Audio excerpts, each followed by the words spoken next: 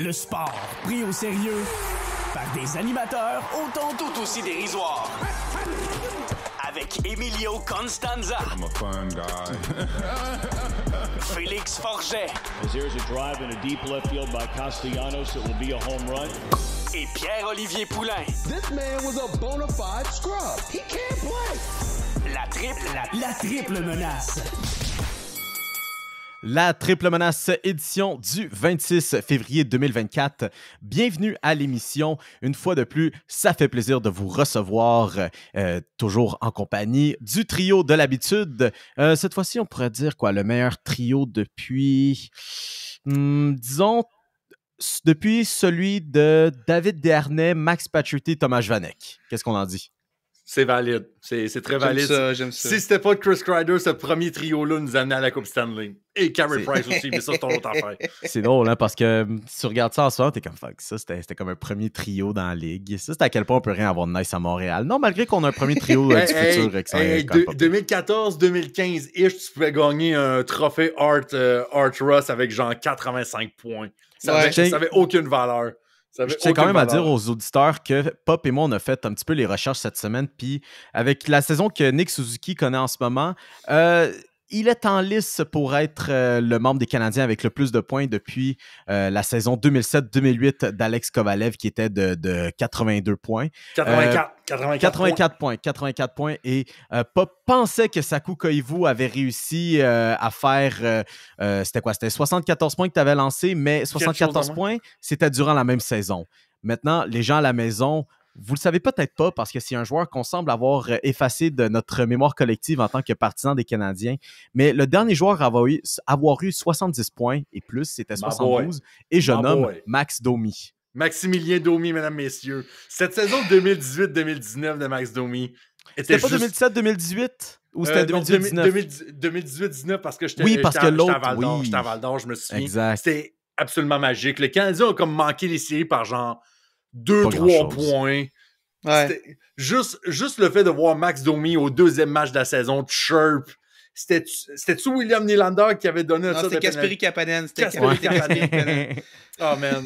Le voir avec les Leafs de Toronto en ce moment me dégoûte au plus haut point. D'ailleurs, tu parles de Domi puis Kapanen, la vidéo YouTube de ça, des fois je la regarde là.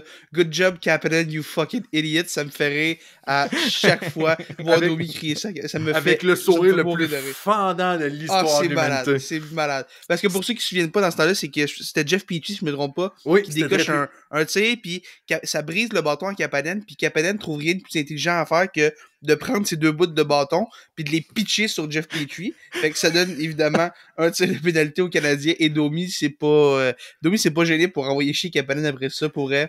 Bravo. Et Jeff Petrie avait scoré. Je m'en souviens. Oui, Jeff Petrie, oui. Jeff Norris Petrie, Only Pepperidge Farm remember.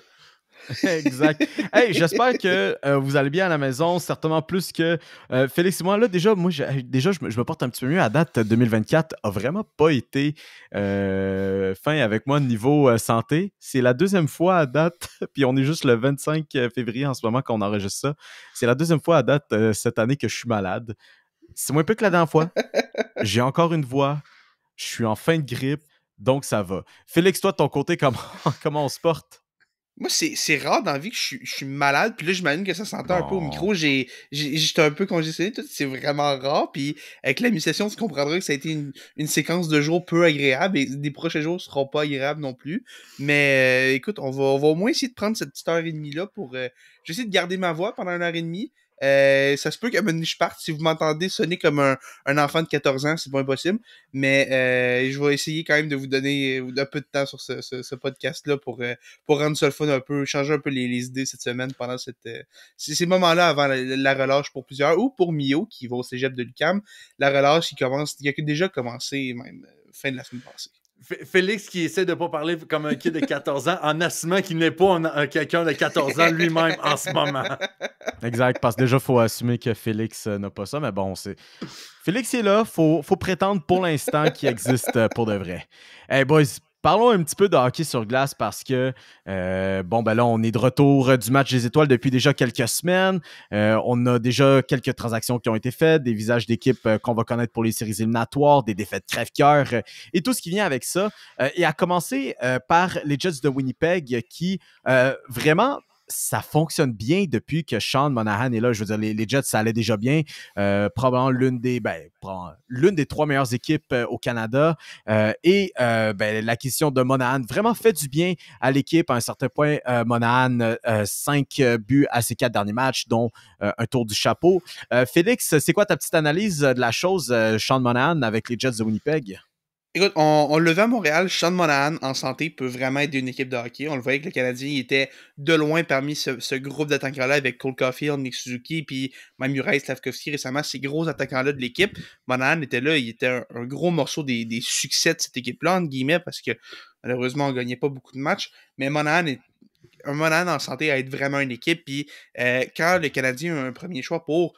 Tout le monde savait que Monahan, c'était une grosse perte pour le Canadien dans le sens où il aidait le club sur la glace cette année.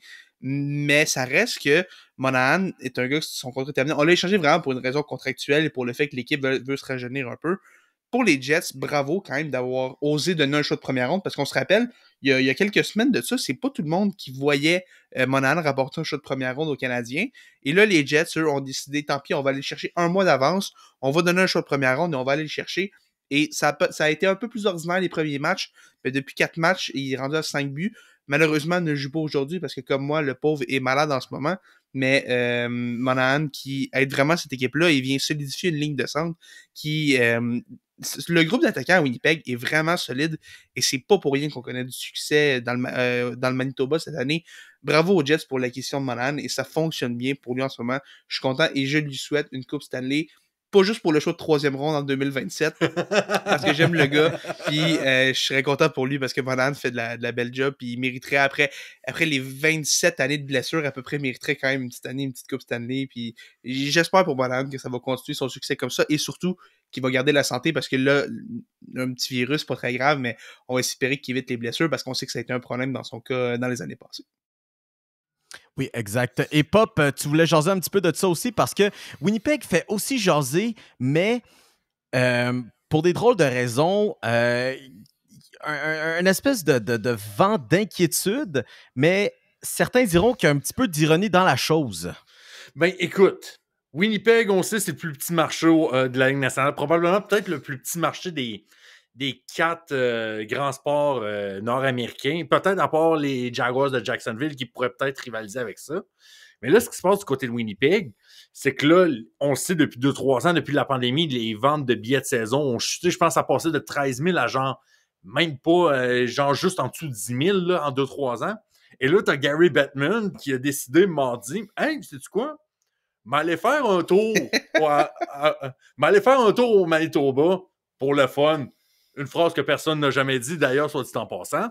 Non. On va aller voir un peu les propriétaires, voir tout ça. Et là, pour se dire que Gary Bettman se dit inquiet pour la situation des Jets de Winnipeg, alors que la vente de billets de saison, déjà que Winnipeg n'a pas le plus gros aréna et que la Ligue nationale est une ligue qui se paye et qui amasse son argent principalement par la vente de billets, contrairement à des ligues comme la NBA, la NFL ou la MLB, que c'est beaucoup les contrats de télévision. Mais quand il arrive, par exemple, une équipe qui joue devant 5000 personnes dans un aréna de NCAA, ben là, il n'y a aucun problème! Ou presque! On lève pas le petit doigt! Eh bien non! Non. Mais là, c'est là qu'on se rend compte que les Jets de Winnipeg sont en plein PTSD en ce moment parce qu'ils l'ont vu il y a à peu près une trentaine d'années. Justement, vers l'Arizona, soit dit en passant. Et là, on est en train de se demander, là, le propriétaire du club essaie de rappeler les anciens détenteurs de billets de saison pour comme, OK, qu'est-ce qui se passe? Voulez-vous revenir? Et c'est ça qui est encore un peu plus aberrant, c'est que les gens veulent supporter l'équipe, mais ne peuvent pas. La pandémie a tellement créé un contexte socio-économique tellement difficile pour plein de gens. L'inflation a fait monter le fameux dollar loisir là, que tout le monde se bat pour que ce soit dépensé. Ouais. C'est tellement dur. Puis au Canada, on y échappe pas, même qu'on en mange une claque plus que tout le monde. Et là, ce qui fait en sorte, c'est que les Jets, malgré une séquence de plus de... je sais plus le nombre exact, mais c'était pas comme 300 matchs et plus consécutifs. Ouais, c'était quelque chose de même, c'était fou. Sold out quand la franchise est revenue au Manitoba. Et là, on se rend compte que là, ouais, le futur est peut-être pas assuré. Et là, c'est ce que je suis en train de me demander. Puis ça, j'avais un débat avec un de mes amis cette semaine. Est-ce que les prochaines semaines et les prochaines séries éliminatoires vont faire en sorte que les Jets vont passer ou casser? Moi, c'est ça que je suis en train de me demander. Est-ce que 2 rondes, ça va être assez pour recommencer à avoir un engouement? Est-ce qu'une finale d'association, ça va être assez? Est-ce que même une défaite en finale de la Coupe Stanley va être assez? Je traçais beaucoup de parallèles, un peu avec, là, on va sortir un peu du cadre du hockey, des Mariners de Seattle au milieu des années 90. Ouais. C'était dans un contexte puis des raisons différentes. Ça, c'était vraiment des contextes de stade à cette époque-là. Mais ça l'a pris 1 million de bonnes choses pour que, l'équipe se qualifie en série et 2, battre les Yankees de New York dans une série des divisions les plus spectaculaires de l'histoire du baseball majeur pour finalement convaincre les politiciens aux États-Unis de financer un nouveau stade qui est arrivé au tournant du millénaire et qui a fait en sorte, mais si les Mariners n'avaient pas fait les séries et ce qui aurait dû arriver, ben là, la franchise aurait déjà disparu. Et là, on est en train de se demander, je pense pas que ça va être aussi tranchant, noir ou blanc, de dire il faut au moins une Coupe Stanley dès cette année. Tu sais, je pense pas que le futur des Jets de Winnipeg se décide dans les prochains mois, mais je pense que ça va prendre du succès sur la patinoire et on sent encore l'élimination en finale de l'Ouest en 2018 contre Vegas qui a un peu brisé cette organisation sur la glace et qui a comme menacé un peu l'avenir à moyen terme de ce club-là. Ouais, puis c'est déjà surprenant c'est étonnant, c'est impressionnant que les Jets ont réussi quand même à se relever puis à se démarquer parmi toutes ces équipes canadiennes-là. Oui, ils vont devoir faire face à Vancouver. Oui, ils vont devoir faire face à Edmonton s'ils souhaitent se rendre à une Coupe Stanley, mais pour répondre un petit peu à ce que tu dis, Bob, j'ai tellement de la misère à croire justement que au Canada, on a un marché qui a de la misère à fonctionner. Puis tu sais, je dis ça, puis il y a Ottawa quand même, mais juste par le facteur culture au pays que le hockey, c'est le sport national. Tu sais, je trouve ça, tu sais, puis nous autres étant du Québec, c'est inconcevable pourtant, tu sais. Mais je pense pas que ce soit la faute du partisan parce que regarde un peu les Aces d'Oakland un peu en ce moment. La pauvre ville d'Oakland. La Poverty Franchise to End Poverty Franchise en ce moment. Là-bas, les fans ont abandonné le club parce que les propriétaires ont refusé de dépenser, de rénover un stade, d'amener une équipe sur la glace.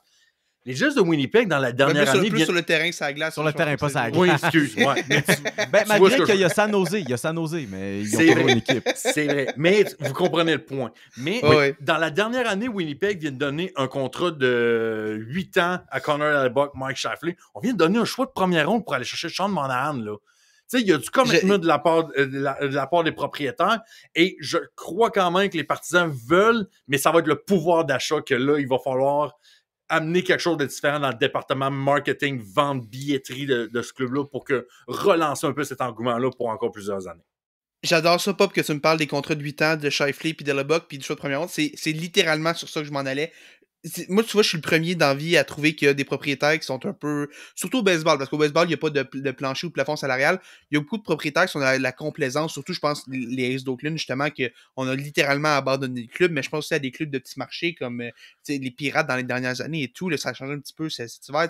Il y en a eu beaucoup des Veux-tu qu'on parle du petit marché de Boston en ce moment? Ah, il y a les Red Sox aussi. Puis tu sais, t'as tout ça, mais les Jets, c'est tout le contraire qui arrive. Puis justement, je peux pas chialer sur les propriétaires de l'équipe. On a signé Hellebuck, on a signé Mark Scheifele, on a donné un gros show pour Monahan, on est all-in sur ce noyau-là qui, jusqu'à maintenant, ça va super bien pour les Jets cette année. On a voulu donner des raisons aux gens de venir et là, ça vient pas. Peut-être que les succès de cette année vont avoir des effets sur les années futures de billets de saison, mais en ce moment, on peut pas blâmer les propriétaires, puis on blâmera pas les partisans non plus, parce que c'est vrai que le contexte économique les aide pas et tout non plus, mais c'est dommage parce que pour une fois, c'est pas la faute des propriétaires qui investissent pas, c'est la faute de conditions qui sont un peu en dehors des mains de tout le monde. Puis c'est plate pour les Winnipeg qui a tellement travaillé fort pour avoir une équipe. Puis là, après une dizaine d'années après, on est déjà en train de se demander s'ils pourraient partir. Hey, ce serait vraiment plate pour eux. Pour eux, ça me. Hey, j'imagine juste si ça arrivait quelque chose comme ça avec les expos. Là. Les expos reviennent, puis après 10 ans, on dit ouais, mais peut-être qu'ils vont s'en aller. C'est horrible. Ça te fend le cœur. Puis après ça, check bien ça, les Coyotes de l'Arizona déménageaient à Salt Lake City et les Jets retournaient en Arizona dans 2-3 Oh my ans. God! Ça se peut.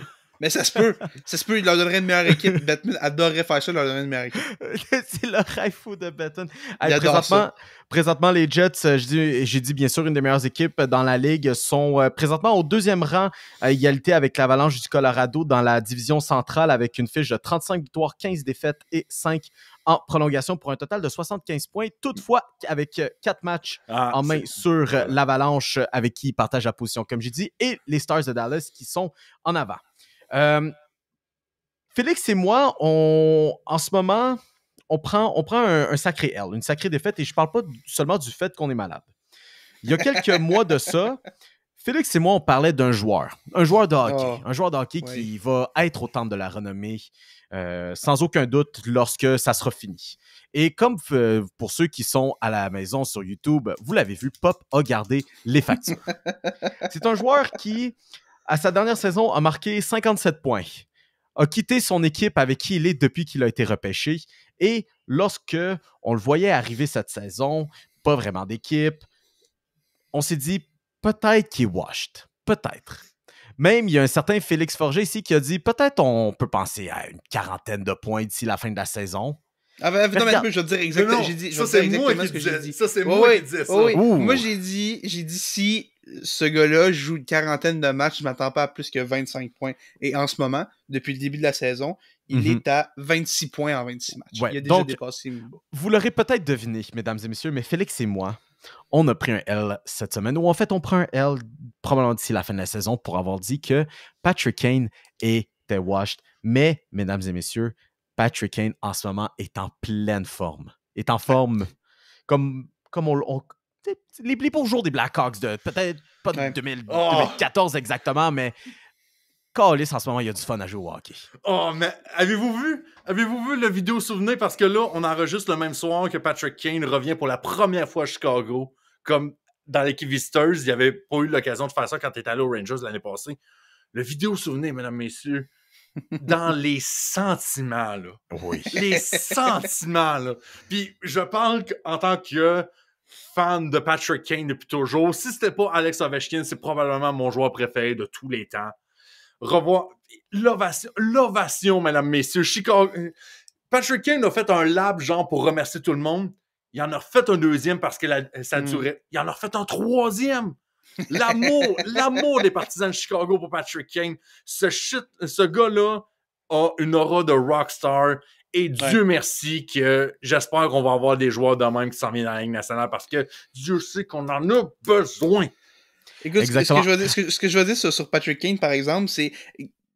Au début, on parlait d'une opération à la hanche, qui est en anglais, c'est le hip resurfacing, qui est comme un resurfacement de la hanche, que je dirais. Il passe à Zamboni, je suis pas un expert médical, je sais pas exactement en quoi ça consiste, mais je sais que cette opération-là, ça avait vraiment fait des gros dommages à la carrière de certains joueurs. Je pense notamment à Niklas Backstrom, qui, on l'a vu cette année, a essayé de revenir, ça marchait juste plus, n'a pas été capable. Patrick Kane, c'est, à ma connaissance, le premier qui a une telle opération et qui revient meilleur qu'avant, parce que souvent ces gars-là vont revenir un peu, ils vont jouer un peu puis ils vont réaliser que finalement, tu sais, c'est des dégâts qui ont été trop importants à la hanche et tout. Patrick Kane, lui, ça va super bien même à ça. 26 points en 26 matchs. Jamais j'aurais pensé que Patrick Kane serait à points par match cette année. Et écoute, peut-être qu'il va ralentir. Peut-être qu'il va ralentir la cadence un peu, mais même à ça, je suis très surpris de voir à quel point il va bien et bravo à lui d'avoir mis les efforts dans sa réhabilitation. Bravo à l'équipe de médecins qui a donné cette chance-là aussi. Et puis, bravo aux Red Wings d'avoir cru en Patrick Kane. J'avais des doutes et Patrick Kane les a dissipés au complet. Je vais accepter mon L là-dessus. Bravo à Patrick Kane pour son excellent retour au jeu. Bob, tu mentionnais justement que c'était la soirée en plus à l'hommage de Chris Chelios. Oui. La royauté des Blackhawks était présente à soir au United Center, à commencer par Patrick Kane, mais aussi les anciens coéquipiers de Patrick Kane durant cette dynastie des années 2010 2010. On a vu Brent Seabrook, Marianne Ossa, Duncan Keith et Patrick Sharp qui étaient des festivités aussi. C'est beau à voir cette vieille équipe des Blackhawks de Chicago. Une équipe qui, dernièrement, puis là, si je dis ça, puis ils ont gagné contre le Canadien de Montréal, mais qui fait jaser un petit peu, en fait, l'entraîneur-chef qui fait jaser pour des drôles de raisons un petit peu. Ce sont les Devils du New Jersey, à commencer par Lindy Ruff, qui fait une sortie publique cette semaine, bien sûr en entrevue avec les médias, vous l'aurez deviné, et qui blâme, vous l'aurez deviné, les médias! Justement pour les déboires, en mettre trop. Le classique qu'on entend toujours à Montréal, une fois que les joueurs sont partis, on parlait de Max Domi tantôt, c'est un peu ce genre de situation-là. Là. Je vais juste y aller, je vais rebondir un peu sur ces propos-là. Lindy Ruff, les Devils du New Jersey, en fait, ce qu'il faut savoir, c'est pas exactement une grosse équipe de médias qui couvre l'équipe. Ici, à Montréal, on est habitué qu'il y a à peu près 257 membres des médias qui sont sur le beat de l'équipe à tous les jours. Les Devils, on parle de 2 journalistes qui sont externes à l'équipe. Ryan Novozinski et James Nichols, je crois le nom de l'autre. Je suis pas mal sûr sur son nom. Ce sont ces 2 gars-là. Et Lindy Ruff, visiblement, n'aime pas ces 2 gars-là parce que les 2 n'hésitent pas à le challenger et tout. Mais ça reste que c'est 2 membres des médias. Le reste, c'est des médias qui sont affiliés à l'équipe. Charlotte Amanda Stein, best. Oui, Amanda Stein qui est incroyable. D'ailleurs, meilleure écriture du média sportif en Amérique du Nord. Montréalaise en plus. Oui, c'est qui est d'ailleurs montréalaise. Mais écoute, tu regardes ça, c'est 2 membres des médias et Lindy Ruff capote parce qu'il y a 2 membres des médias qui osent un petit peu critiquer et mettre de la pression, je le mets entre guillemets ici, sur ces joueurs. Sérieusement, ça me démontre un manque d'imputabilité. À un moment donné, tu peux pas blâmer juste les médias, surtout quand c'est pas vraiment une cause avec 2 journalistes. Là. À un moment donné, il faut que tu acceptes que tu as des erreurs. Tu n'as aucun gardien qui est capable d'arrêter un ballon de plage en arrière. Tu as un avantage numérique qui est catastrophique et qui n'a aucune raison de l'être quand je vais nommer quelques noms. Là. Jack Hughes, Nico Hischier, Tyler Toffoli, Jesper Bratt, Timo Meier, Luke Hughes. Bon, Dougie Hamilton n'est pas là, mais Dougie Hamilton est quand même membre de cette organisation-là. Dawson Mercer, je saute des gars ici. Il y a tellement de talent au New Jersey. Pour moi, le plus grand problème des Devils, c'est peut-être qu'il manque un gardien et que Lindy Ruff est incapable de donner de la place à un gars comme Alexander Holtz, le jeune attaquant qui est tellement bon et qui est pogné sur le 4e trio pour aucune raison. Et on l'a vu, c'est samedi après-midi, le Canadien jouait contre les Devils. C'était la première fois de la saison que Timo Meier jouait avec Nico Hischier. La première fois, ça aura pris quasiment 60 matchs pour qu'il soit jumelé avec le premier ou deuxième centre de l'équipe. C'est incroyable de voir ça. Pour moi, c'est plus un problème à ce niveau-là. Mais de dire que c'est la faute de 2 journalistes externes à l'équipe si les Devils sont pas bons cette année, franchement, c'est presque insultant. C'est vraiment insultant. Au-delà des blessures. Fire Lindy is in full effect right now. Oui, parce que les fans sont aussi tannés de Lindy Ruff. Il n'y a pas une journée qui passe sans qu'ils demandent à l'est qu'il soit congédié. C'est incroyable. Ça n'a aucun sens. Non, exact. Puis on peut se dire vraiment, là, si Lindy Ruff, ça donne qu'il cherche de l'emploi, Montréal et Toronto, non. Non, boy, non. Non. Finir un petit peu le sujet hockey là-dessus. Probablement la découverte de la semaine Puis je pense qu'on devrait se partir ça, là, la menace de la semaine. Là. Puis si j'avais ce prix à remettre là, la menace de la semaine, Matt Rempe. Oui. Ce gars-là il a gagné le cœur des partisans en tellement peu de temps de son premier but qu'il a admis. Puis moi aussi, je vais l'admettre, c'était un but de marde, une déviation qui passe comme sur ses pads. Mais c'est un premier but dans la Ligue nationale. Pogne des combats avec Nicolas Deslauriers. Puis il a donné un Christy de bon combat. En plus de ça, là, je veux dire, probablement la menace de la semaine. Faut remettre ça à Matt Rempe.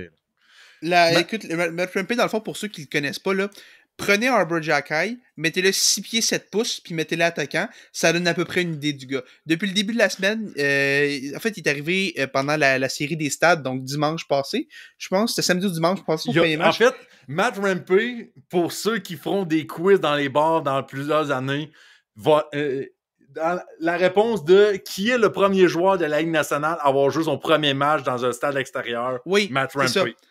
C'est ça, puis depuis qu'il est arrivé dans la Ligue, si je me trompe pas, il y a 2 fois plus de minutes de pénalité que de temps de glace. ça donne quand même une idée du personnage directement des années 70.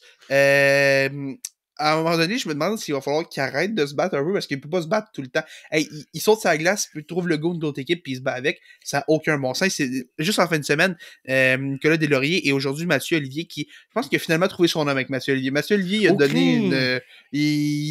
il t'a montré c'était qui le kick de la place. On peut se demander si début avril, quand les Rangers, quand le Canadien va aller au Madison Square Garden pour affronter les Rangers, est-ce qu'on va avoir le combat entre Jack et Rempe?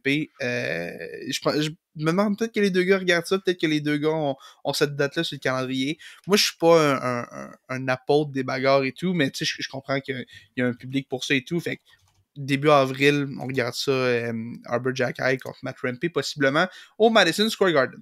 Écoute, je vais même te relancer. Je regarde la cédule des Rangers. Sais-tu où c'est qu'ils sont en fin de semaine, samedi prochain? Vas-y donc. À Toronto. Ah, Ryan Reeves.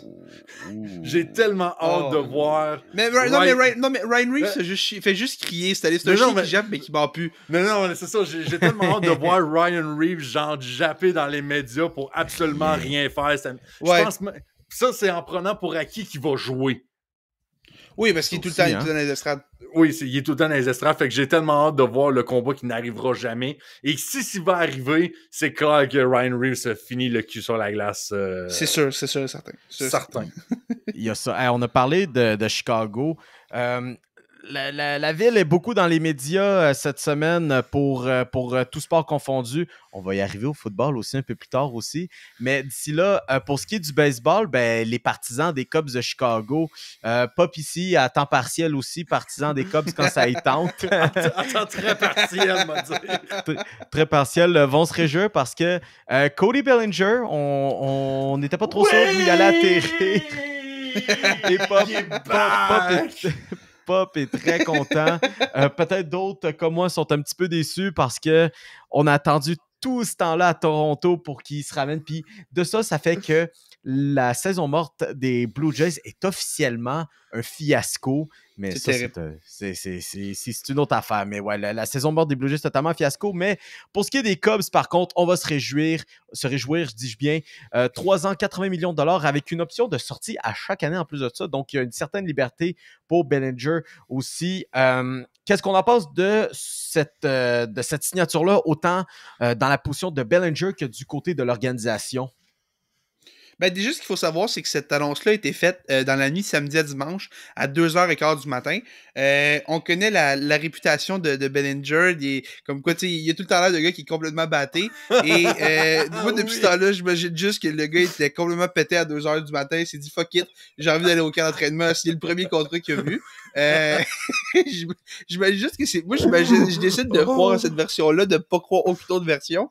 Mais plus sérieusement, moi, je suis content pour Bellinger parce que pour moi, c'était l'avenue la plus logique depuis le début, un retour à Chicago. Il y a eu d'autres équipes, on a parlé des Jays, on a parlé des Mariners, peut-être même des Angels un peu aussi, mais Bellinger a réussi à relancer sa carrière avec les Cubs cette année, a été le gros morceau de cette équipe-là, des Cubs, ce qui a vraiment surpris en 2023. Et les Cubs, eux, gardent... ce qui a été leur meilleur joueur l'an passé, qui a été comme un morceau important de ce renouveau-là à Chicago. C'est une belle prise. Et à 80 millions sur 3 ans, c'est un bon contrat. Pour Bellinger, on s'achète de la flexibilité un peu. Si ça va super bien cette année encore et qu'il pense être capable d'aller chercher un gros contrat sur le marché, va peut-être se sortir de son contrat pour renégocier dans un marché différent. On a vu un peu Carlos Correa qui a fait la même chose il y a 2 ans quand il avait signé avec les Twins.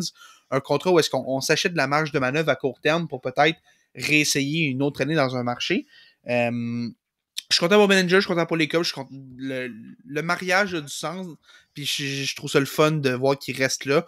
Je pense qu'il va connaître une autre bonne saison. Je pense que les Cubs ont de plus en plus de bons éléments sur papier, et j'ai hâte de voir si Bellinger va être capable d'aider cette équipe-là à finalement retourner en série en 2024. Moi, je te dirais que le plus grand gagnant, Félix, tu l'as même pas nommé, ce sont les fans...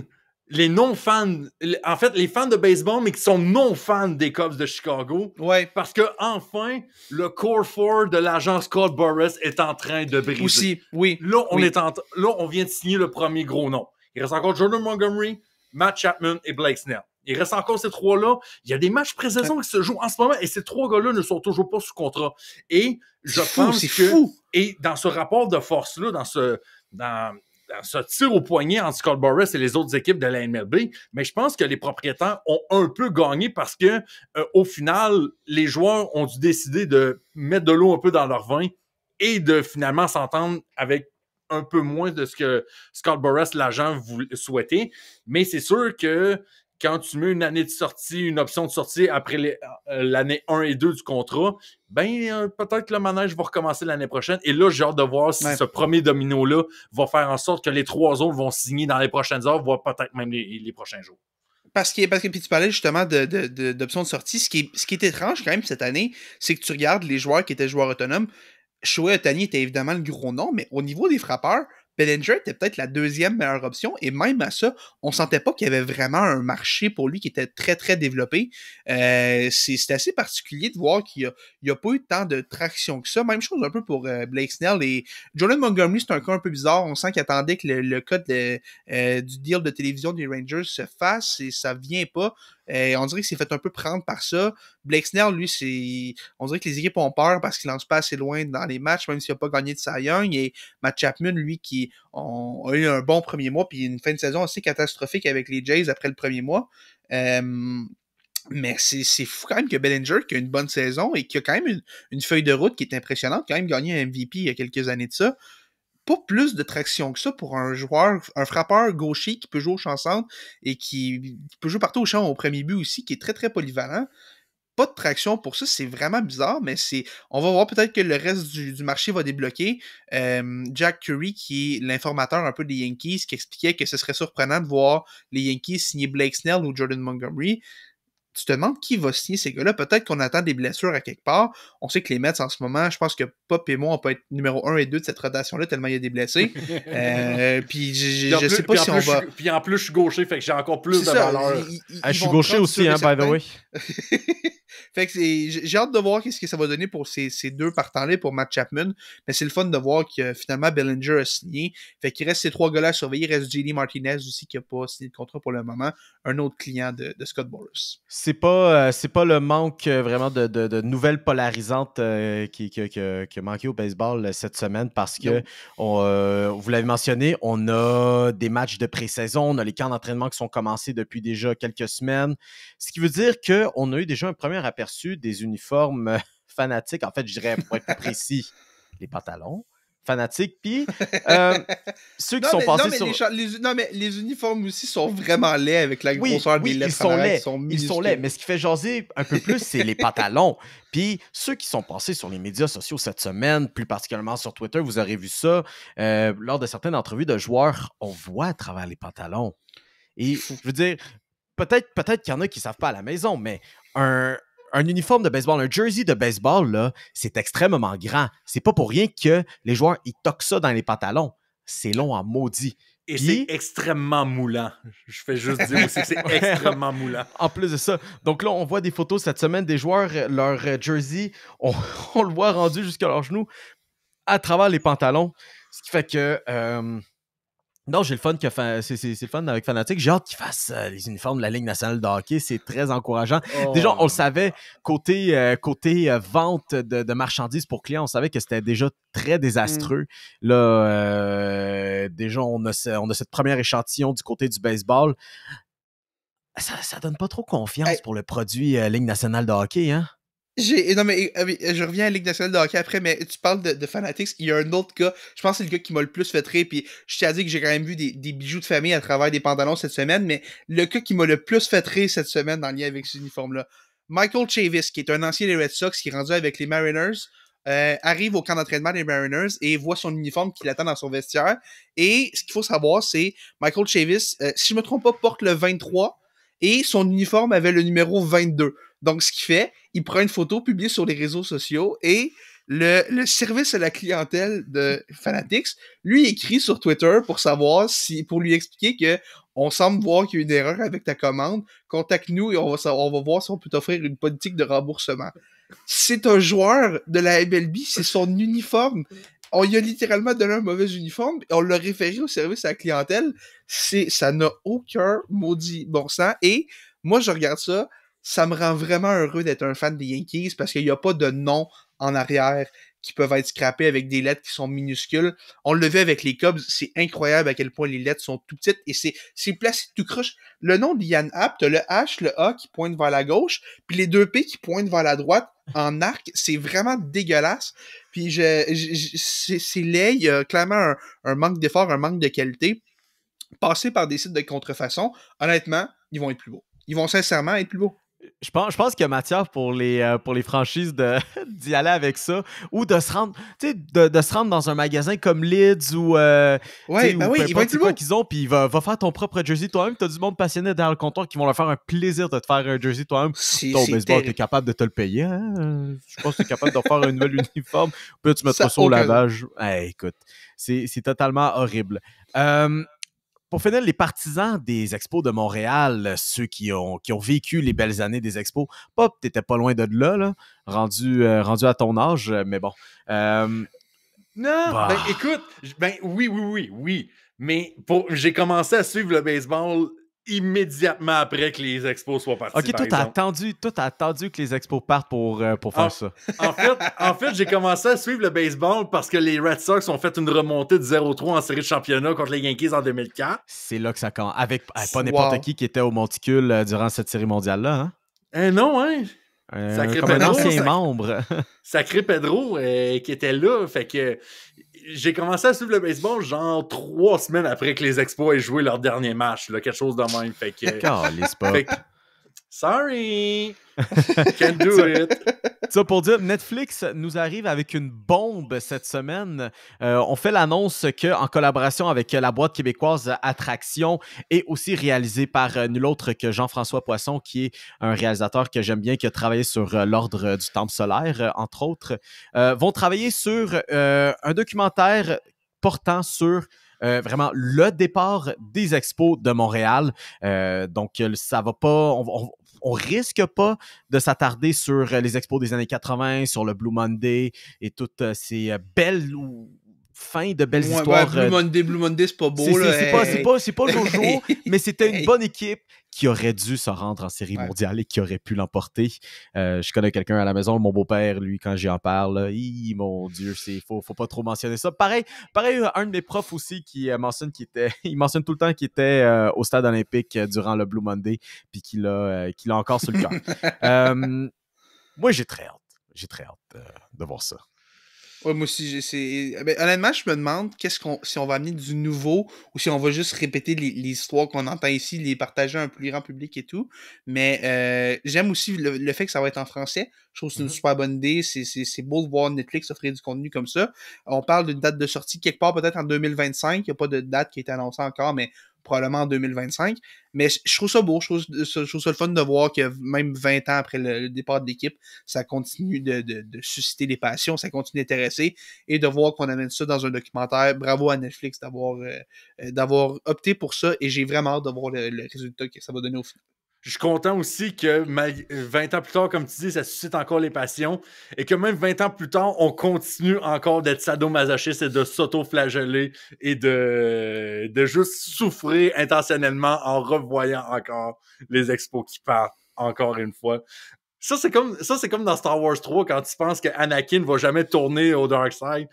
Puis même à la 100e fois, tu te rends compte, ouais, non, l'histoire va se répéter pareil. Oui, mais Anakin, il s'est fait gaslight tout ce temps-là par l'empereur. L'empereur, c'est le plus gros gaslighter qu'il n'y a pas. Tu vas avoir tous les pouvoirs, tu vas sauver ta femme. Tout va bien se passer. Ça, je pense qu'il y aurait un cas à faire là-dessus pour violence psychologique, abus psychologique de la part de l'empereur. Ça me fait penser aussi, moi, l'année dernière, dans le cadre d'un cours UQAMien de journalisme, on avait rencontré un porte-parole de Netflix qui était venu nous jaser. Puis ça, c'était pour parler d'un refinancement de Netflix dans la production québécoise. Puis on était un petit peu curieux avec ça. Sauf que je me rends compte maintenant qu'on parle de ça, on lui a jamais posé une question à propos de tout ce qui était production québécoise, parce que ça venait la même semaine que Netflix annonçait qu'il coupait tous les partages de comptes. Fait que on lui a jamais posé une question pour ça. Mais le gars, il pensait qu'il allait venir répondre à des questions de ça, mais non, le gars était PR trained, il connaissait ses affaires. Petite mention aussi cette semaine, puisqu'on parlait de signature de contrat. Ancien membre des Blue Jays, Hyun-Jin Ryu, qui retourne à la maison, retourne en Corée, va jouer avec les Eagles de Hanwha, qui est le club avec qui il évoluait avant de se rendre en Amérique du Nord. Un contrat qui va lui rapporter l'équivalent de 12,8 millions de dollars canadiens ou 17 milliards de oui, won. Ce chiffre-là est encore plus drôle. Je dis 12,8 millions, mais c'est surtout qu'on parle de 17 milliards de won. Donc, et aussi, ce qui est encore drôle aussi, c'est que le lanceur a 36 ans et c'est un contrat de roulement de tambour, les boys? J'attendais que Félix le dise. 8 ans. Merci 8 Félix. ans. Excuse, je pensais qu'il allait, tu vois, je sentais tellement bien parti, je me suis dit, je vais te laisser y aller. J'attendais quelqu'un. Tu sais quoi? Tant pis, je vais finir d'abord. Fait que ça veut dire que Hyun-Jin Ryu va avoir 44 ans à la fin de son contrat. 34. 34. Hein? De quoi? 34, il va avoir 44. Non, il va avoir 44 ans. Ah, mais il va avoir 44 ans. Je pense que c'est juste que je parle du nez. Je pense que c'est juste ça. Ça doit être ça, comme Céline Dion. Ouais, c'est... Fait que, il va avoir 44 ans à la fin de son contrat. Il quitte donc la MLB. C'était son plan depuis le début de sa carrière d'aller finir sa carrière de joueur avec son équipe. C'est la première équipe avec laquelle il a joué en Corée. Est-ce qu'il va être capable de lancer 8 ans? J'ai hâte de voir, mais je suis content quand même pour lui qu'il puisse retourner un peu dans son coin de pays, jouer peut-être plus proche de sa famille et tout. Très content pour lui. On sait que les dernières années n'ont pas été faciles. Il a fallu qu'il fasse sa réhabilitation après son opération Tommy John. Et l'année passée était pas mauvais, même si on sentait qu'il en avait perdu un peu. En Corée, d'après moi, ça va bien aller pour lui. Et j'ai hâte de voir ce qu'il va être capable de faire là-bas dans les prochaines années. Moi, je voulais juste une année complète de Slim Hyun-Jin Ryu qui avait perdu 30-40 livres puis qui allait devenir l'as numéro 1 des Jays parce que fuck it, baseball, I guess. Non, mais tu t'aurais eu droit à la photo au début du camp d'entraînement dans la meilleure forme qu'il a jamais. Pas la meilleure shape de sa vie, genre. Pour faire référence à ce que Félix disait la semaine passée. Oh my God. Hey, boys, on va se transporter. On va se transporter au basketball parce qu'à quoi bon parler de joueurs internationaux au baseball et tout autre sport si ce n'est pas du basketball et littéralement la sensation à en devenir Victor Wembanyama qui a joué un match historique contre les Lakers de Los Angeles cette semaine. Puis bien sûr, jouer contre les Lakers, ça veut dire jouer contre LeBron James. Puis bien sûr, LeBron James, il a rendu la situation autour de lui. Il a dit « Ah non, mais je passe le flambeau maintenant à Victor Wembanyama. » Pourquoi il faut toujours que ce soit à propos de fucking LeBron? En tout cas, fait que LeBron James qui... Bon, ben ok, d'abord, LeBron James passe le flambeau à Victor Wembanyama comme étant la prochaine sensation, la prochaine jeune sensation de la NBA, dis-je bien.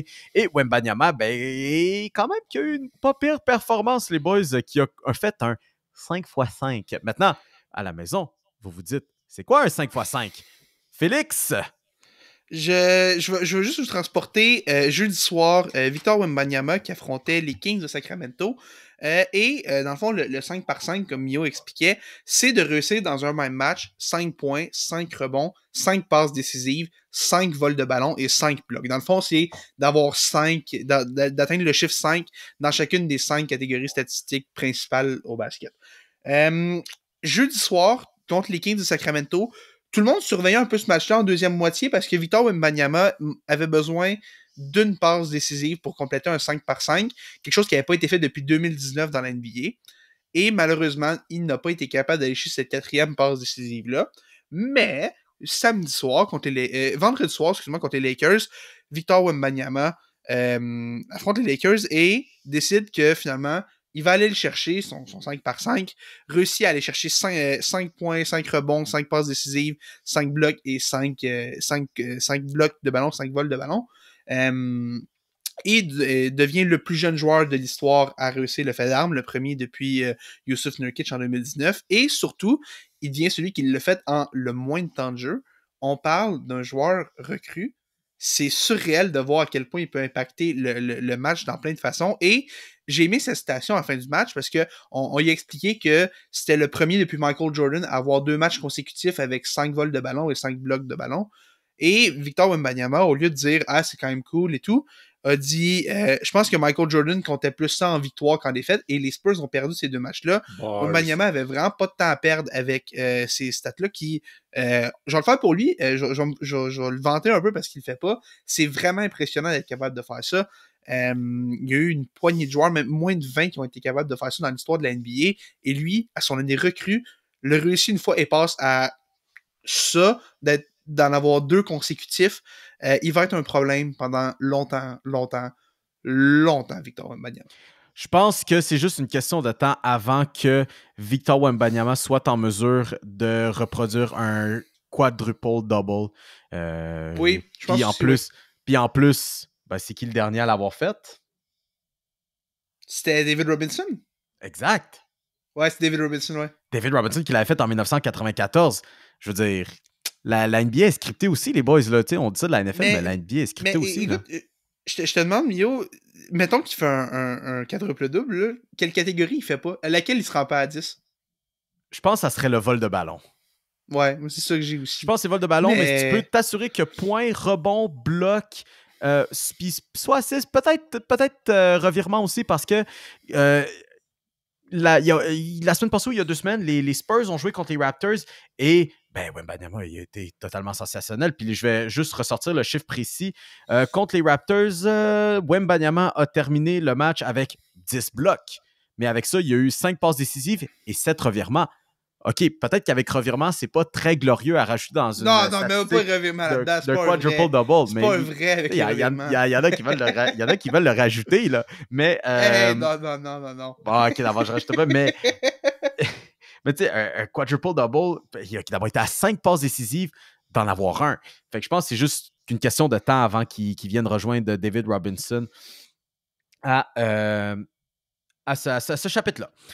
Les boys, je vous arrête juste 2 secondes parce qu'on en parlait tantôt et je veux votre réaction en direct. On parlait du match de Patrick Kane contre les Blackhawks. Le match est à Chicago ce soir. Et le match vient de terminer en prolongation. Non! Et qui a marqué le but gagnant? Non! Patrick Kane. Wow! La LNH est aussi scriptée. Mon roi! La LNH est officiellement scriptée. Mais ça, on savait déjà avec le dernier repêchage. Oui, ben oui. Et va être scripté quand les Blackhawks de Chicago vont repêcher Macklin Celebrini cet été aussi. Tout en passant. Wow! Mais, hey, Félix. Chapeau de... On peut-tu faire aussi un petit shout-out quand même à Alex DeBrincat qui a marqué le but égalisateur et qui a une mention d'aide aussi sur le but de Patrick Kane aussi, qui est littéralement la raison pourquoi Patrick Kane a signé avec les Red Wings de Détroit. J'adore ça. Je veux dire, c'est belle soirée de hockey. Boys. Oui, ben oui. Malheureusement, on peut pas t'en voir ça. On est là en ce moment. On va avoir une petite game qui joue à côté, là, mais il faut quand même qu'on se concentre sur ce qu'on fait. Hey, pour revenir un petit peu au basketball, les Warriors de Golden State en arrachent, ou du moins en ont arraché très, très, très, très, très grandement cette saison. Mais depuis le retour du match des étoiles, on se replace un petit peu. On va chercher quelques victoires. Puis on a terminé quand même pas trop pire aussi, mais on va chercher quelques victoires. Et puis là, on annonce cette semaine que Steve Kerr reçoit une prolongation de contrat de 2 ans, de 2 saisons. Donc, on a encore confiance en Steve Kerr comme entraîneur-chef de la formation. Personnellement, j'ai aucun problème aussi avec Steve Kerr comme entraîneur-chef de la formation. On s'attendait peut-être à ce que ce soit vraiment un situation last dance où vraiment tout le monde, incluant Steve Kerr, vont s'en aller. On n'était pas trop sûr. Finalement, du côté de l'organisation, de l'état-major, on est en mesure de garder Steve Kerr pour les prochaines années. Maintenant, la question se pose, les boys, là-dessus. Est-ce que le restant de l'équipe va suivre? En même temps, mis à part Stephen Curry, la décision vraiment revient à l'organisation, je pense. Moi, tu vois, c'est drôle. Je vais aller vite. Tu parlais d'un contrat de 2 ans, puis Steph Curry, il reste 2 ans au contrat de Steph Curry. Pour moi, Steve Kerr, c'est pas pour rien qu'il a signé pour 2 ans. Son futur est lié à celui de Stephen Curry, et peut-être que quand Curry va s'en aller, Kerr va s'en aller à son tour aussi. Peut-être que c'est aussi simple que ça. Mais entre-temps, je suis content quand même pour les Warriors qui gardent... Ça reste quand même l'entraîneur qui les a amenés à plusieurs championnats, à leur petite dynastie de la fin des années 2010. Petite dynastie. Petite, quand même une bonne dynastie. Et là, j'imagine qu'on va me parler des Raptors qui leur ont empêché un autre championnat. Mais ça reste quand même que Steve Kerr a fait de l'excellent travail avec cette équipe-là. Cette année, c'est plus difficile parce qu'il y a pas beaucoup il y a pas une tonne de talent. Klay Thompson ralentit beaucoup, Draymond Green ralentit beaucoup, mais quand Draymond Green n'est pas suspendu non plus. Mais ce que je trouve aussi, ça me surprend un peu, par exemple, parce que plus tôt cette année, on se rappellera que Jonathan Kuminga et Moses Moody avaient presque publiquement déclaré qu'ils étaient un peu aux antipodes avec Steve Kerr, qu'il semblait avoir comme un clash de culture entre Kerr qui voulait garder son plus vieux noyau puis les jeunes qui voulaient pousser pour du temps de jeu. Mais clairement, les Warriors ont décidé de faire confiance à celui qui leur a amené plusieurs championnats en tant qu'entraîneur. Je trouve que c'est une bonne nouvelle. Il va être d'ailleurs l'entraîneur le mieux payé pour ces 2 saisons-là, jusqu'à temps que le prochain entraîneur le dépasse. Mais bravo aux Warriors quand même de s'assurer de conserver leur entraîneur-chef pour le reste du contrat de Steph Curry. Jusqu'à temps qu'une équipe sorte le chéquier pour donner un contrat monstrueux à Doc Rivers parce que NBA. C'est tranquille avec Doc Rivers. Je vais juste m'ajouter sur le fait que là, on sait l'avenir de Stephen Curry puis on sait l'avenir de Steve Kerr. Est-ce que Klay Thompson va suivre à cette heure? C'est ça, moi, ce que je regarde, parce que Klay Thompson est joueur autonome sans compensation à la fin de la présente saison. On sait qu'il a ralenti. On sait qu'il a ralenti. Il n'est plus le même. Est-ce qu'il va demander un rabais, un hometown discount pour rester à Golden State? Ben, je pense du côté de Thompson, puis là, je pense maintenant c'est rendu publiquement, là, Thompson serait intéressé à explorer ses options finalement sur le marché des joueurs autonomes, chose qui, honnêtement, ben, je dis pas qu'il aurait dû quitter Golden State, mais chose qu'il aurait dû faire je pense que c'était l'entre-saison de 2019, mais en même temps, ben, c'est lorsqu'il s'est blessé, donc il n'a pas pu recevoir ce gros contrat ailleurs qu'il aurait tant souhaité. Les Warriors lui ont fait confiance maintenant à savoir, vraiment, ça dépend comment la saison termine. Si ça se termine de façon totalement catastrophique, qu'on se fasse sortir en 4 matchs ronde 1, du moins si on est capable de se rendre en séries éliminatoires, ça serait déjà ça aussi. Ça serait déjà un miracle qu'on soit capable de se qualifier en ce moment. Ça va être à suivre là-dessus. Mais en même temps, tu regardes ça en même temps que les Thompson dans un autre uniforme, ce serait quand même laid. Je comprends, peut-être que ce serait pas la bonne décision, mais est-ce que tu peux vraiment séparer ton Big Three, surtout quand tu viens de donner un vote de confiance à Steve Kerr? Je pense qu'on va essayer de négocier avec lui. Je pense qu'il va falloir peut-être que les Thompson acceptent un rôle de 6e homme, mais je pense, je le vois pas quitter. Je le vois pas quitter ces 2 grands chums, Steph Curry puis Draymond Green. Un peu comme quand Evgeny Malkin devait négocier son contrat, il sentait que les Penguins le voulaient plus, mais à dernière minute, Crosby puis le temps se sont assurés pour le garder. Je pense que Curry et Draymond vont essayer de garder Klay Thompson. Soit dit en passant, Klay Thompson a 23 points en sortie de banc contre les Nuggets de Denver. C'est le meilleur 6e homme de la Ligue. C'est le meilleur 6e homme de la Ligue. Et comme la NBA, le plus grand soap opera de tout le domaine sportif, Klay Thompson va signer avec les Cavaliers de Cleveland et LeBron James va revenir pour une 3e fois à Cleveland. Non, sa carrière. non. Hey, juste pour terminer, Klay Thompson, toute sa carrière a joué un rôle qui est très clairement un rôle de 6e homme, un rôle de joueur de banc. C'est un role player, quelque chose qu'on n'a pas le luxe de dire dans vraiment les autres sports. Une équipe qui va un petit peu mieux, vite là-dessus, Félix, ce sont les Timberwolves du Minnesota qui, cette semaine, se sont assurés de garder les services de Mike Conley, le vétéran meneur qui, vraiment, on ne s'attendait pas à ce que le mariage Conley et les Timberwolves fonctionnent aussi bien. Puis maintenant, on a confiance en cette relation, on a confiance en Mike Conley avec le ballon. L'un des meilleurs meneurs au niveau du ratio de passes décisives par revirement. On a juste qu'à bien sentir avec cette formation stable alors qu'on s'approche des séries éliminatoires, là.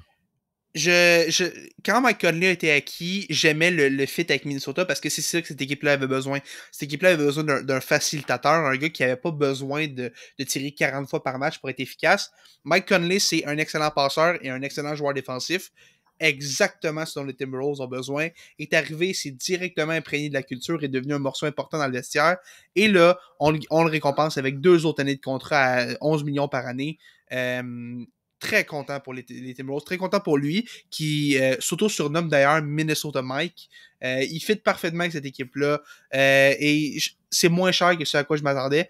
Je pensais quand même qu'il aurait peut-être pu toucher peut-être même un 20 millions sur le marché, mais finalement, il décide de signer pour un peu moins et rester au Minnesota. Bonne nouvelle pour lui, bonne nouvelle pour cette union-là qui se continue pour la meilleure équipe de l'Ouest en ce moment. Et cette équipe-là ne serait pas où elle est en ce moment sans Mike Conley. Bravo aux Timberwolves de dépenser. Et là, il va avoir des problèmes de taxes de luxe éventuellement. Mais ça, c'est pour un autre jour. C'est pas Mike Conley à 11 millions de dollars par année qui va être le problème là-dedans. Ceci est le problème du meilleur propriétaire d'équipe en Amérique du Nord, Alex Rodriguez. Je veux pas accepter que j'ai Alex Rodriguez. Non. Alex Rodriguez, j'ai vu cette semaine les photos, un reverse à Sosa. Oui. Le gars, il a réussi à. Le seul gars qui a réussi à bronzer au Minnesota en plein mois de février. Faut le faire quand même. Fort. Non, mais le soleil du Minnesota en février, c'est connu, Mio. Christy, j'aurais dû y penser. Petite mention quand même en NBA au niveau des Nets de Brooklyn. On remercie l'entraîneur-chef Jacques Vaughn qui était en poste depuis très longtemps dans l'organisation, mais que très récemment, à titre d'entraîneur-chef, au départ par intérim, on aimait ce qu'on faisait au départ avec Vaughn pour le développement de Cam Thomas, mais plus les jours allaient, les performances ne suivaient pas et visiblement, l'équipe était frustrée. Et j'ai dit vraiment à mentionner à commencer par Cam Thomas qui n'avait peut-être pas toutes les opportunités qu'il souhaitait avoir et Mikal Bridges qui est visiblement frustré. On l'a vu en plus sur le podcast de Jalen Brunson et Josh Hart la semaine dernière qui se faisait niaiser en long et en large parce que monsieur joue aussi à New York, mais de l'autre bord du pont. Et ça ne va pas bien. Ça ne va clairement pas bien pour les Nets de Brooklyn et Mikal Bridges. On va se transporter du côté du football. On a une grosse nouvelle qui sort quand même de Cincinnati, mes némésis, mes rivaux de longue date. Et pour un truc qui est très proche de mon cœur de fan des Steelers, le franchise tag, le tag de franchise. Cette fois-ci, c'est T. Higgins, receveur de l'équipe, qui le reçoit. Donc, on a quand même préparé toute cette petite affaire-là. Les boys, pour les gens à la maison, qu'est-ce que le franchise tag? Le franchise tag, je vais le résumer aussi simplement que possible parce que c'est un peu compliqué. C'est très compliqué. Dans le fond, le franchise tag est une étiquette qu'on peut apposer à un joueur qui force un peu le joueur à accepter un contrat d'1 an pour ce qui est dans le top 10 des... il vient dans le 10% des joueurs le mieux payé de la ligue. On prend dans le fond le 10% et on le place comme au bout de ça, en bas de ça. Donc pour T. Higgins, c'est 21,8 millions pour 1 an. Les Bengals qui voulaient le garder lui donnent ce tag-là et T. Higgins est donc obligé de revenir avec les Bengals. Chaque équipe peut en donner un par année et les Bengals, T. Higgins était le candidat le plus logique. On a décidé de le garder de cette façon-là. Est-ce que ça veut dire que T. Higgins va nécessairement jouer pour les Bengals l'an prochain?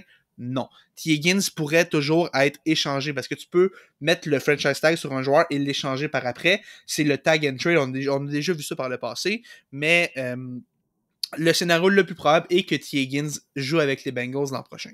Ça fait en sorte que des équipes qui le voulaient sur le marché de l'autonomie, on peut penser aux Titans. On sait qu'il est un natif de Nashville et qu'il voulait... En tout cas, il a grandi comme fan des Titans. Je suis plus sûr si c'est un natif de Nashville, mais il a grandi en tant que fan des Titans et avait dit que ce serait le fun d'aller avec les Titans pour retrouver Brian Callahan, qui était le coordinateur offensif des Bengals. C'est une option qu'il y a pu. Et il y a d'autres équipes, évidemment, qui pourraient aller chercher un receveur comme T. Higgins. Mais les Bengals, à moins d'une grande surprise l'an prochain, vont avoir Joe Burrow, Ja'Marr Chase et T. Higgins, leur trio du jeu aérien qui va demeurer. Est-ce que Joe Mixon va être de retour? Ça, on ne le sait pas. Mais les Bengals, à moins d'une surprise, vont garder leurs 2 meilleurs receveurs. Et ça veut très probablement dire que Tyler Boyd va quitter sur le marché de l'autonomie dans quelques semaines. Donc, T. Higgins est un natif du Tennessee. Plus, okay. Ouais, pas exactement de Nashville. Il est très proche de la frontière Alabama et Géorgie, mais est en effet un natif de l'État de Nashville. Et ce qui est important aussi à prendre là-dessus aussi, c'est que, en effet, avec un contrat maintenant qui lui est imposé littéralement, c'est quelque chose qui est très polarisant, mais il faut regarder ça quand même. Faut étudier ça, le cas des Bengals, parce que les Bengals ont connu une saison, je ne dirais pas des saisons décevantes, je dirais vraiment qu'ils ont surpassé les attentes qu'ils ont eues en raison des blessures qu'ils ont eues, notamment à l'endroit de Joe Burrow. Ce qui fait que je pense que c'est sage même du côté de l'organisation. Puis, tu sais, personnellement, moi, je veux vraiment que les joueurs soient payés. Mais c'est une année qu'on peut réutiliser comme réévaluation de la valeur à T. Higgins sur le marché des receveurs. T. Higgins mérite d'être payé parmi les meilleurs receveurs de la Ligue. Puis, je pense que la saison prochaine, avec un Joe Burrow en santé, on va pouvoir voir de quoi ça a de l'air réellement la valeur à T. Higgins. Et je vais y aller d'un dernier point. L'été prochain, Ja'Marr Chase va être éligible à signer une prolongation de contrat. Pour moi, le tag cette année, c'est un peu comme une dernière année où est-ce qu'on profite du contrat de recrue de Ja'Marr Chase. Et l'année prochaine, quand Chase va être prêt à faire sauter la banque, là, je pense qu'Higgins va quitter, parce qu'il faut aussi noter qu'un deuxième franchise tag consécutif, ça augmente le prix du joueur. C'est plus dans le 10%. Je pense qu'on monte dans le 5% rendu là. Ça devient beaucoup d'argent et je pense pas que les Bengals vont payer deux receveurs parmi l'élite de la Ligue à ce niveau-là. Ça augmente pas seulement la valeur du contrat que tu imposes aux joueurs, mais ça augmente aussi le facteur frustration du joueur aussi. Oui, parce que les joueurs aiment pas ça. Les joueurs aiment pas ça parce que c'est des contrats d'un an. Puis, je vous l'ai dit que c'est proche de moi parce que j'étais fan des Steelers. Ça me rappelle beaucoup Le'Veon Bell. Puis Le'Veon Bell doit avoir reçu 3 à 4 franchise tags consécutifs. Après le deuxième coup, on s'est dit, c'est correct, il va l'avoir son contrat. Une autre franchise tag. Non, mais c'est correct, l'année prochaine, il va l'avoir son contrat. Se fait franchise tag, puis il a dit, tu sais quoi? Je ne me pointe pas au camp d'entraînement des Steelers. Et c'est quelque chose qui l'a beaucoup coûté, au point que monsieur dit, moi, j'aimerais ça retourner chez les Steelers. Honnêtement, ça lui a pas tant coûté que ça. Il a signé 90 millions pour 6 ans avec les Jets. En fait, ça a coûté à tous les autres running backs qui ont voulu signer un contrat après lui. Ça a été une catastrophe parce qu'ils ont compris que signer un running back à long terme, c'était hyper risqué. À quoi bon parler? Puis après ça, le gars sauve en OnlyFans because... C'est vrai, look it up, Le'Veon Bell en OnlyFans. Oui. C'est bon, j'en ai déjà parlé, j'ai fait ma part des choses là-dessus, je vous ai rapporté ça. Le reste, vous faites ce que vous voulez avec cette information-là. À quoi bon parler d'argent? Ce n'est pas maintenant du nouveau plafond salarial des équipes de la NFL qui va maintenant grimper à 250 400 000 $, qui est une augmentation de tout près de 31 millions de dollars la saison prochaine. Donc, les équipes vont pouvoir commencer à dépenser un petit peu plus de beau cash. J'ajoute aussi, petite mention, 2 nouvelles cette semaine dans la NFL. Matthew Slater à la retraite officiellement. Matthew Slater qui a passé pas mal sa carrière, je dirais bien, avec les Patriots de la Nouvelle-Angleterre, a été un membre intégral de l'unité spéciale des Patriots sous Bill Belichick, a remporté plusieurs Super Bowls. Un joueur qu'on oublie parce que souvent, les Patriots de saison en saison, on changeait un petit peu le noyau autour de Tom Brady, on changeait les receveurs, mais tu sais, t'avais toujours ton Julian Edelman puis ton Rob Gronkowski, mais parfois c'était Randy Moss. Une autre saison, c'était Danny Amendola. On a changé un petit peu les rôles. Matthew Slater, là, depuis le début. Moi, j'ai une question pour vous, les boys. Avec Devin Hester qui vient d'entrer au Temple de la Renommée, pas mal parce qu'il était un bon c'est une unité spéciale pour retourner des kicks.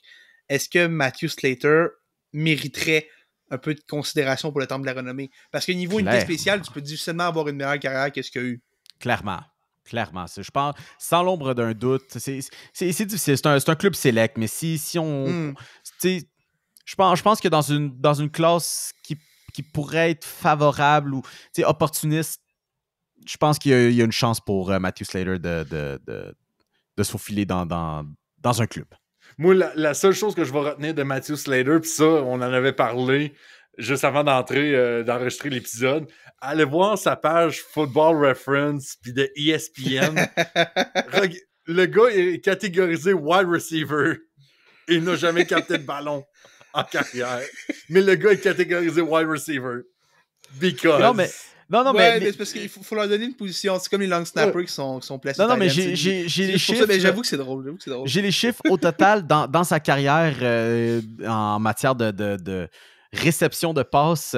Il a été la cible de 8 passes, n'en a attrapé qu'une. Et c'était pour 46 verges. Quand même! Oui. Non, mais honnêtement, je ne sais pas, mais ça doit être comme un faux punt. J'ai vraiment l'impression que ça doit être un faux punt. Oui, c'est sûr. Okay. C'est sûr que c'est là-dessus. Puis aussi, 2 courses pour un grand total de 11 verges, la plus longue étant de 6. Donc, très stable au niveau de la course aussi, Matthew Slater. 5,5 verges par course, ça mérite de temps de la renommée, ça. Très clairement. Très clairement. Juste avant qu'on passe au perron d'église, petite mention aussi que, à quoi bon massacrer mes Steelers? Moi, il y allait encore cette semaine. Justin Fields est dans les rumeurs de transactions. Puis, je sais qu'on parlait de Ryan Tannehill. Puis là, le nom de Justin Fields est associé à celui des Steelers de Pittsburgh. Je ne sais plus quoi penser.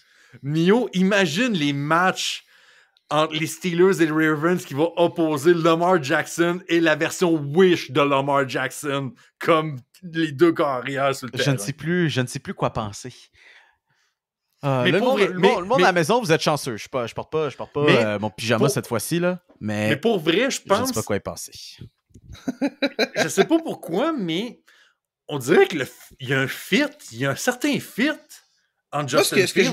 Moi, ce que je vais dire sur Justin Fields, ce serait de loin le carrière des Steelers qui aurait le plus de potentiel. Il y a plus de potentiel que Kenny Pickett, il y en a plus que Pittsburgh. C'est même pas proche. Regarde ce qu'on a, mais le problème, c'est que le plancher est très bas. Justin Fields va avoir des grands moments, mais Justin Fields va avoir des moments où tu vas le regarder puis tu vas te dire qu'est-ce que tu es en train de faire? C'est ça, c'est l'expérience Justin Fields. Je vois le fit avec les Steelers dans le sens où un playmaker dans cette attaque-là, ça ferait du bien. Et Justin Fields est un playmaker. Mais en même temps, les Steelers, c'est tellement une équipe qui est conservatrice. Puis je sais qu'on a eu Cordell Stewart comme carrière, qui était un ancien running back. Mais je sais pas. Il me semble que ça ne fit pas le moule des Steelers. Le moule Ben Roethlisberger, les gars qui sont dans la pochette tout le temps. On est loin de ça. Je sais pas trop... j'aime l'idée pour les Steelers, je pense que ce serait un bon projet, puis Mike Tomlin s'en cache pas, il l'aime Justin Fields, mais j'ai hâte de voir surtout qu'est-ce que ça coûterait pour aller chez Justin Fields, qui en début de semaine, on va le rappeler aussi, a fait une énorme commotion sur les réseaux sociaux en se désabonnant de la page Instagram des Bears. Le chaos a pogné. Tout le monde s'est mis à fouiller les abonnements de tout le monde. Ça a été des mimes pendant 2 jours de temps. Finalement, il a juste expliqué qu'il fait ça à chaque saison morte parce qu'il veut plus voir de football sur son timeline Instagram. Libre à vous de le croire ou non, mais c'est incroyable quand même comment les nouvelles en 2024, on regarde si un gars suit ou non une équipe sur Instagram, puis on tire des conclusions à partir de ça. Ça me fascine. Ça, mais je déteste tellement, puis c'est pas non seulement le fait parce que, tu sais, il y a des entreprises qui doivent faire leur argent, puis ils doivent sortir des nouvelles, là, maintenant, tu sais, mais c'est les joueurs qui font tellement un cinéma en essayant de tu sais, avoir un peu une phase IMO de se désabonner. Ou tu sais, on a vu la bataille cette semaine dans la NBA avec Jimmy Butler. Puis là, Jimmy Butler a reçu une suspension. Puis Jimmy Butler, qu'est-ce qu'il fait? Il va chialer sur Instagram en mettant des screenshots de chansons, là. Je vous ferai rappeler aussi que c'est ce même Jimmy Butler qui avait une coiffeur emo pour le Media Day de la NBA cet automne. Je fais juste vous rappeler. Parce que ça, c'est probablement le moment le plus iconique de cette saison-là, puis la saison n'est même pas encore finie. J'ai déjà oublié, c'est comme déjà un rêve que j'ai oublié. C'était juste un mauvais rêve. C'est un fever dream. Pas de vrai, là. On va passer au perron d'église. On a une petite question qui nous provient de Mathieu Vachon, puis ça concerne Jaromir Jagr, qui, on avait mentionné la semaine dernière, avait reçu un hommage de la part des Penguins de Pittsburgh, et aussi a fait jaser parce que il y a comme lance un petit peu le fait que sa blonde était un petit peu plus jeune que lui. Mais ce n'est pas l'idée l'idée de la question de Mathieu Vachon qui nous propose si on devrait lever la période d'attente pour l'admission au Temple de la Renommée dans le cas de Jaromír Jágr. C'est très simple parce que la période d'admission après la retraite du hockey professionnel, et vraiment, je précise, du hockey professionnel, pas de la Ligue 3 nationale. ans. Pas de la Ligue nationale. Exactement, parce que Jaromír Jágr, ça fait un petit bout qu'il n'est plus dans la Ligue nationale déjà. Mais après 3 ans de hockey professionnel, tu peux être intronisé au Temple de la Renommée. Maintenant, Mathieu demande, est-ce qu'on devrait faire exception à Jágr parce que, clairement, il mérite. Il pourrait être là en ce moment, là. Il n'avait pas encore fini sa carrière. On le savait déjà qu'elle allait l'être. On attendait juste qu'il ne soit plus là. Mais Chris, il joue encore. Puis ça en dit long sur le personnage parce que c'est quelqu'un qui est passionné pour son sport et en ce moment, vraiment, est dans la lutte pour la survie de son club à Kladno. Il est encore là, il joue encore, mais il ne peut pas être au Temple de la Renommée en ce moment. Puis ça serait pour un minimum de 3 ans parce qu'il joue encore. Ah, puis il n'a pas fini, il continue de jouer parce qu'il faut qu'il sauve son équipe. Il l'a dit, si j'arrête de jouer, les commanditaires de mon équipe me lâchent tout. Il est pris un peu comme en otage dans le sens où il est obligé de continuer à jouer. C'est pour ça qu'il Jaromír Jágr accroche pas. Il aime probablement encore jouer au hockey, mais on le voit de plus en plus. Il joue des demi-saisons et tout. Il joue vraiment juste pour que les commanditaires donnent de l'argent à son club. C'est la seule raison pour laquelle il joue encore en ce moment. Je pense qu'on peut faire une exemption pour ce cas très précis. En prenant le contexte, là, des fois, on peut faire une exemption, puis des fois, ça crée un précédent, ça crée une jurisprudence, puis ça... Là, si on en fait une, je suis d'accord, mais c'est juste pour celui-là. Juste pour celui-là, parce que le gars, il est 2e meilleur pointeur de l'histoire de la Ligue nationale de hockey, et dites-vous que dans son 2e prime, circa 2005-2006, le gars est allé jouer en Russie quelques années. C'est vrai. Après avoir fait genre une saison de 125 points. Là.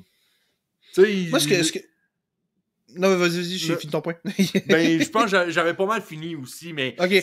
Mais c'est juste le point. Faites ça une fois, puis that's it.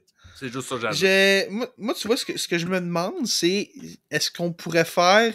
On parle du 3 ans, ça pourrait-tu être comme 3 ans après la LNH? Parce que je veux dire, au temps de la renommée du basket, par exemple, on est vraiment dans le basket international. On considère beaucoup les carrières européennes et les carrières internationales et tout. Mais au hockey, on est vraiment en plus, on se concentre sur la carrière de la LNH. C'est vraiment ce niveau-là qu'on regarde. Puis je comprends qu'historiquement, on a regardé ça, mais le meilleur joueur de la KHL rentre pas au temps de la renommée. T'sais, souvent, c'est des gars qui ont du succès dans la LNH. Je suis en train de me demander peut-être qu'on pourrait changer ça pour mettre 3 ans et là, Jágr pour être éligible. Mais en même temps, je me dis, peut-être, je comprends, il mérite et tout, puis un jour, son temps va venir, un jour, il sera littéralement plus capable de jouer. Mais je sais pas, j'aurais de la misère à faire une exception juste pour un cas. Changer la règle ou attendre qu'il accroche vraiment ses patins. Je sais pas. Moi, tu vois, je vois au football, par exemple, l'exemple de Tom Brady qui a pris sa retraite doit quand même attendre quelques années avant d'être éligible. Je ne suis pas d'accord avec les gens qui pensent qu'on devrait l'introniser directement après que sa carrière soit terminée. Un peu pour le même principe, j'ai envie de dire que Jágr, je ne ferais pas d'exception pour ces raisons-là et rester un peu cohérent avec cette pensée-là. Je vais juste dire 2 choses là-dessus. Moi, si on dit que le sport est vraiment truqué, Jaromír Jágr va coordonner sa retraite pour que dans la même classe du temps de la renommée, on ait Jaromír Jágr, Sidney Crosby, Evgeny Malkin et Christopher Letang. ça va être... Si le sport est vraiment truqué, c'est ça qui va arriver. Ouh. Et 2, quand tu dis que les meilleurs joueurs de la KHL ne vont pas autant de la renommée, je m'excuse, mais put some respect en Jiří Sekaš, je vais te demander. Oui, mais il n'est pas autant de la renommée non plus. Non, hey. meilleur joueur sur la planète qui ne jouait pas dans la Ligue nationale, Jiří Sekaš, Habs Legend. Il a patiné vite une fois, puis on l'a plus revu après. On l'a échoué pour Devante Smith-Pelly. Devante Smith-Pelly était content de jouer à Montréal. Il était Stanley tellement content. Cup champion Devante Smith-Pelly. Et a pleuré quand il a été échangé des Canadiens aussi. Ça, Ça, je vais m'en rappeler aussi. C'était toute une époque. C'est ça que je disais aux boys cette semaine. L'époque Boys Band, Galchenyuk, Gallagher, Smith Pelly, Jacob Delarose. Tu parlais de Fever Dream Pop, là, ça. Ouais. Alexis Emeline, Raphaël Diaz. Ah non, mais là, non, je parle vraiment de ce groupe de joueurs-là qui étaient genre ben chum en dehors de la glace, puis comme. Tu sais, le Canadien faisait leur campagne publicitaire autour de ce boys band de Smith Pelly, Galchenyuk, Delarose. Ah oui, ok, moi je vois, tu t'en vas avec ça. Excuse-moi, il y a déjà des campagnes publicitaires du Canadien avec Devante Smith Pelly. C'est comme s'il y avait une campagne publicitaire avec Michael Pezzetta en ce moment. Là. C'est la même chose. On est même niveau. Là. Je tiens à dire qu'on en fait avec Arbor Xhekaj. C'est peut-être chose que je dis là, mais on en fait avec Arbor Xhekaj. Ouais, mais au moins, tu vois, Xhekaj est un jeune défenseur un peu prometteur, un minimum. Mais tu vois, t'arrives à Smith Pelly qui était un vétéran joueur de profondeur. C'est quoi ça? Sérieusement, c'est quoi ça? Quoi qu'il en soit, Montréal, mesdames et messieurs. Hey, merci beaucoup tout le monde d'avoir passé cette dernière heure et quart avec nous à la triple menace. Finalement, ça fait 2 épisodes de suite qu'on vous donne pas des épisodes de 2 heures. On s'améliore. Mais en même temps, il n'y a plus de football, fait qu'il n'y a plus genre 8 matchs à décortiquer de temps en temps. On s'en reparle dans 2 semaines quand il y aura la date limite des transactions dans la Ligue nationale de hockey. Ah, voilà, il n'y aura plus rien à échanger, il n'y aura plus rien. C'est pas Tanya Pearson qui va partir pour 3 shots de première ronde, là. Non, mais Wayne Simmons pourrait partir pour Nick Suzuki. Ouais. C'est toi, Carl Palmieri? Ah. Ouais, parce que Wayne Simmons apparemment est à la retraite ou pas, on le sait pas. Ouais, c'est pas clair, ça. C'est vrai que c'était bizarre, ça. Wow. Ouais, c'était weird. Quoi qu'il en soit, c'est pas, ça risque pas d'être les transactions qu'on va attendre le plus cette semaine parce que on l'a mentionné au baseball, il y a Blake Snell puis il y a Matt Chapman Puis Jordan Montgomery aussi. Jordan Montgomery, ils n'ont pas de job encore. Fait que ça va être sûrement ceux qu'on va entendre pendant les prochaines semaines. C'est sûr que hockey, on approche quand même de la date fatidique, date limite des transactions qui s'approche. Sinon, ça va être la lutte après ça jusqu'aux séries éliminatoires, autant dans la LNH que dans la NBA. Donc, ça va être à suivre. Encore une fois, on parlait baseball. On va suivre ce qui va se passer dans le cas des 3 noms qu'on vient de donner. Puis, quelques matchs de pré-saison qui vont commencer à se donner aussi pour les plus grands amateurs de balle. Je vous invite aussi quand même à faire un petit tour sur le site passionmlb.com parce que Félix ici a fait quand même un super beau portrait de la saison des Yankees à suivre. Donc, si jamais vous voulez aller vous informer un petit peu plus sur le début de saison dans la MLB, on vous invite. 4e dans la division. Arrête, on a Juan Soto qui tape déjà des circuits. On va avec les Red Sox. Hey, les boys. On va en parler dans quelques mois. Là.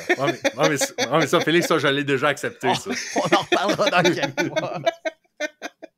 Je vous invite à aller voir ça sur Passion MLB. Sinon, on espère que vous allez passer une super belle semaine. Encore une fois, je vous invite à venir nous suivre sur les réseaux sociaux, autant sur nos comptes personnels Twitter /X que sur la page Facebook Les Superfans des Tigers de Guangdong. Sinon, on se retrouve à cette émission dans une semaine et ciao! Le podcast La Triple Menace. Disponible sur Spotify, YouTube, Google Podcast et Apple Podcast.